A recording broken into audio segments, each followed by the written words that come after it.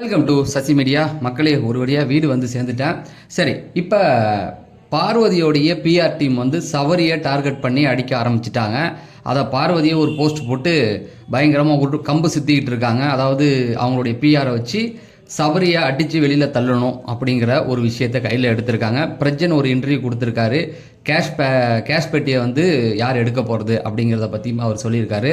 அதுக்கப்புறம் நாளைக்கு வீட்டுக்குள்ளே 2 பேர் வரப்போகிறதா ஒரு செய்தி வந்துகிட்டு இருக்கு. எல்லாமே முக்கியமான ஒரு விஷயம். லைக்கை போடுங்க, ஹைப்பை தட்டி விடுங்க. ஃபஸ்ட்டு எடுத்த உடனே பிரஜனுடைய இன்டர்வியூ பார்த்துரும். சபரியை வந்து அடுத்த சொல்லுவோம். ஏன் அப்படி சொல்கிறேன்னா, பிரஜனுடைய இன்டர்வியூ தான் அதுக்கு ஆதாரம். அதை வச்சு தான் அடுத்தது நம்மளால் சொல்ல முடியும். அப்போ தான் உங்களுக்கு புரியும். ஃபஸ்ட்டு எடுத்தோன்னா பிரசிடெண்ட்டை வந்து சிம்பிளாக கேட்டுட்டாங்க.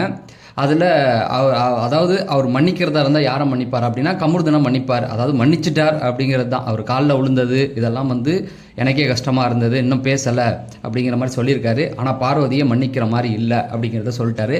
அதுக்கப்புறமேட்டுக்கு பிஆர் ஆக்டிவிட்டியை போட்டு அடித்து உடச்சிட்டாரு. 2 பேர் சொல்லியிருக்காரு.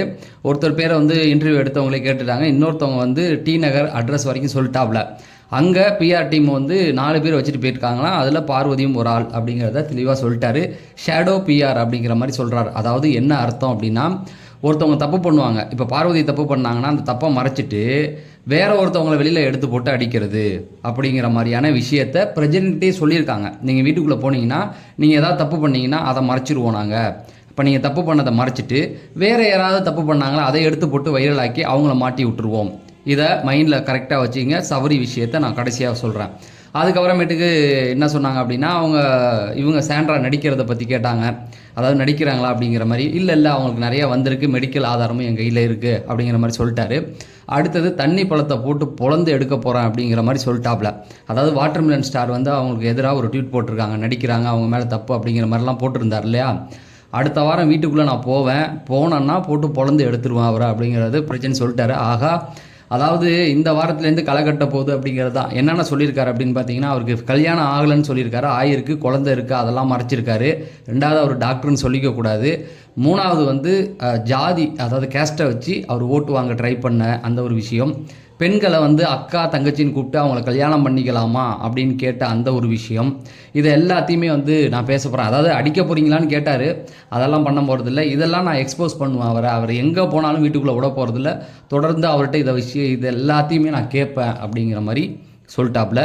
ஸோ ஆக மொத்தம் அடுத்தது தண்ணி பழம் காலி அப்படிங்கிறது தான். நிறைய விஷயங்கள் வந்து இன்னும் நிறைய இருக்குது. அதாவது திவ்யா கிட்ட வந்து ஆபாசமாக பேசுனது, கையை பிடிச்சி ஆசையாக இருக்குது அப்படிங்கிற மாதிரி கையை பிடிச்சி பேசினார். அப்போ வீட்டில் உள்ள எல்லா பொண்ணுங்கள்ட்டையும் அதை பண்ணியிருக்காரு. அதை கேட்குறது, இந்த மாதிரி நிறைய விஷயங்கள். இன்னும் 2-3 விஷயங்கள் சொல்லியிருக்காரு. அதெல்லாம் வந்து வீட்டுக்குள்ளே வந்து பிரஜனுக்கும் வாட்டர்மெலனுக்கும் வந்து செமையான ஒரு சம்பவம் நடக்க போகுது. நம்ம எதிர்பார்க்கலாம். அதை நான் அடுத்த வாரம் தான் நினச்சேன். இந்த வாரமே வச்சுட்டாங்க. ஏன்னு கேட்டிங்கன்னா, இந்த வாரமே வந்து நிறைய விஷயங்கள் வந்து போயிட்டுருக்கு. அதில் கமருதீனை பற்றி ஒரு வார்த்தை சொன்னார். அவருடைய லைஃபே போயிடுச்சு. அவன் வெளியில் வந்து ஷோ பார்த்தானா அவனுக்கே தெரியும் அவன் என்ன பண்ணியிருக்கான் அப்படிங்கிறது. காலில் விழுந்தது எனக்கே கஷ்டமாக இருந்தது. அவன் வந்து மனம் வருந்தி தான் காலில் விழுந்தான் அப்படிங்கிறதையும் தெளிவாக சொல்லிட்டாப்ல. சரி, இதில் கமருதீனுக்கு வந்து ரெட் கார்டு கொடுத்துட்டாங்க. இப்போ பிரதீப்புக்கு ரெட் கார்டு கொடுத்தப்போ அவருக்கு சம்பளம் கொடுக்கல அப்படிங்கிறது தான் செய்தி. அப்போ கமருதீனுக்கு சம்பளம் வராதா? அதே போல் சேனல் ப்ராஜெக்ட் எல்லாத்தையுமே எடுத்துருவாங்க அப்படிங்கிற மாதிரிலாம் சொல்லிகிட்டு இருக்காங்க. அந்த இன்டர்வியூவில் தான் பேசிகிட்டு இருந்தாங்க. அப்போ நிறைய பேர் வந்து கமருதீனுக்காக வருத்தப்படுறது கண்டிப்பாக தெரியுது. ஏன்னா இத்தனைக்கும் அதையே வந்து அங்கேயும் அந்த இன்டர்வியூலே சொன்னாங்க. கமருதீன் வந்து பேசினதெல்லாம் அவன் ஏற்றி விட்டது தான் இவங்க. ஆனால் இப்போ அவங்கள வந்து எல்லாம் அடிச்சுக்கிட்டு இருக்காங்க. கமருதீன் மேலே இரக்கத்தை, அந்த பாசத்தை கொடுக்குறாங்க அப்படிங்கிற மாதிரி சொல்கிறாங்க.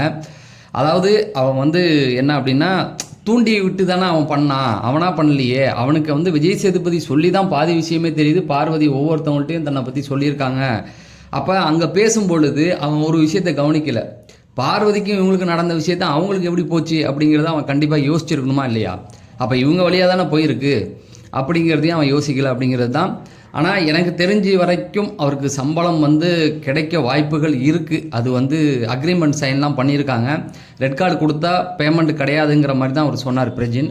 அதனால் அது கூட சரியாக சொல்லலை. ஆனால் வாய்ப்பு இருக்குது. இவருக்கு வந்து சம்பளம் கிடைக்கிறதுக்கான வாய்ப்புகள் கொஞ்சம் இருக்குது.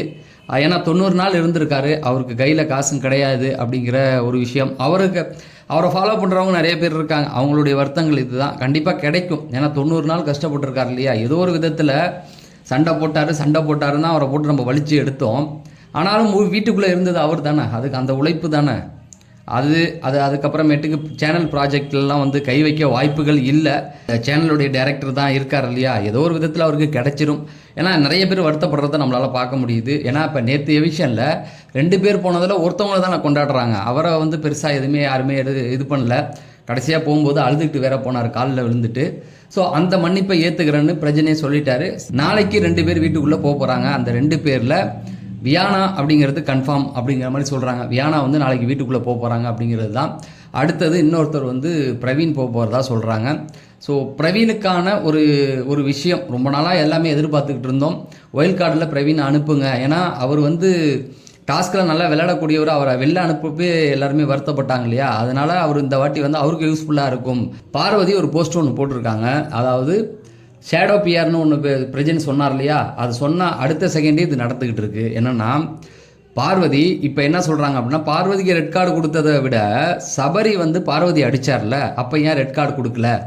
அப்போ பிரஜன் என்ன சொன்னார், ஷேடோ பிஆர்னா என்னென்னா தான் செஞ்ச தப்பை மறைச்சிட்டு இன்னொருத்தவங்களை அங்கே தூக்கி மேலே ஏற்றி விட்டு தான் செஞ்ச தப்புலேருந்து கீழே தப்பிச்சுக்கிறது அப்படிங்கிறது தான் இன்டர்வியூலேயே சொன்னார். நானாக அடிச்சு விடலை, இன்டர்வியூ இருக்குது, போய் பாருங்கள். பிரஜன் லேட்டஸ்ட் இன்டர்வியூன்னு போடுங்க, வரும். அதில் அவர் சொன்ன விஷயம் தான் அடுத்த செகண்ட்லேருந்து இது நடந்துக்கிட்டு இருக்கு. அதில் இன்னொரு விஷயம் என்ன சொல்கிறாங்கன்னா, அடிச்சுட்டு வந்து நாங்கள் பிளான் பண்ணி தான் அடித்தோம் அப்படிங்கிற மாதிரி அவங்க பேசியிருக்கதா சொல்கிறாங்க. அது விபத்து, தெரியாமல் நடந்தது. அதாவது அந்த டாஸ்க் நடக்கும் பொழுது இவர் எதை எடுக்க போவார், அவங்க குமிவாங்க, அப்போ அவருடைய கைப்படும். ஓகேங்களா, இது வந்து அவர் எந்த இடத்துலையுமே பிளான் பண்ணல. அப்போ பார்வதியாக அந்த பிளானுக்கு உடன்பட்டாங்களா? அதாவது நான் எடுக்க போகிற மாதிரி போவேன், நீ கீழே குமியணும்னு அப்போ ஏதாவது உடன்பட்டாரா? அப்படி கிடையாது. அது விபத்து, தெரியாமல் நடந்தது. அதுக்கு 1000 முறை அவர் போய் மன்னிப்பு கேட்டுக்கிட்டே இருந்தார். சாண்ட்ராவும் இவங்களும் உட்காந்து பேசிக்கிட்டு இருப்பாங்க, நீ சொன்ன மாதிரியே பண்ணிட்டியே, உனக்கு சம்பளம்லாம் கிடையாது அப்படிங்கிற மாதிரி இவங்களும் பேசாங்க. நான் தெரிஞ்சு தான் அடித்தேன் அப்படின்னு இவரெல்லாம் சொல்லுவார் இல்லையா. அந்த இடத்துல வாட்டர்மிலன் உட்காந்துருப்பார். வாட்டர்மிலன் அங்கே உட்காந்துருப்பார். அவரை கலாய்க்கணும், அவரை வந்து ஏற்றி விடணும் அப்படிங்கிறதுக்காக அங்கே நடந்த ஒரு சம்பவம் தான் அது.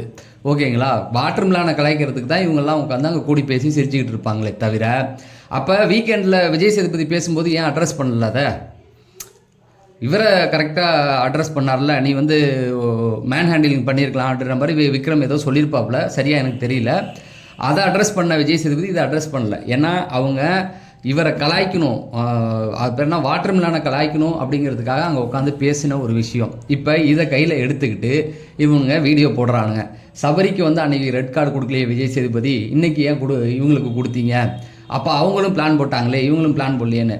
முதல்ல நல்லா புரிஞ்சுங்க, இவங்க வந்து டாஸ்க்குக்காக தான் பண்ணாங்க அப்படின்னு. நீங்கள் டாஸ்க்குக்காக பண்ணலை. டாஸ்க்குக்காக பண்ணியிருந்தீங்கன்னா உங்களை பிடிச்ச 7 பேரும் வண்டியில் தான் உட்காந்துருந்தாங்க. கானா வினோத் இருந்தார், அரோரா இருந்தாங்க, சுபிக்ஷா இருந்தாங்க, திவ்யாவும் லைட்டாக நின்று பார்த்தாங்க. இப்படி நிறைய பேர் இருந்தாங்க. நீங்கள் யார் மேலேயும் கையை வைக்கலை. ஏன் வைக்கலை அப்படின்னா, உங்களுக்கு அவங்க மேலெலாம் நீங்கள் கையை வைக்கணும்னு உங்களுக்கு எண்ணமே இல்லை. ஃபஸ்ட்டு சாண்ட்ரா மேலேயே கை வைக்கிறதுக்கு உங்களுக்கு எண்ணம் இல்லை.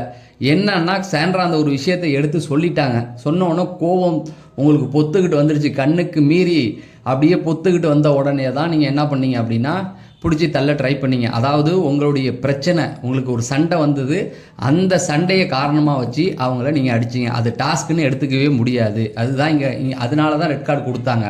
டாஸ்கில் நடந்தாலும் நீங்கள் டாஸ்க்கு பண்ணலை, உங்கள் 2 பேருக்கும் பர்சனல் பிரச்சனையை வச்சு அந்த சண்டை முடிஞ்ச உடனே நீங்கள் தள்ளனால பர்சனலாக அதை பண்ணியிருக்கீங்க அப்படிங்கிறதுனால தான் அந்த கணக்கில் எடுத்துக்கிட்டாங்க.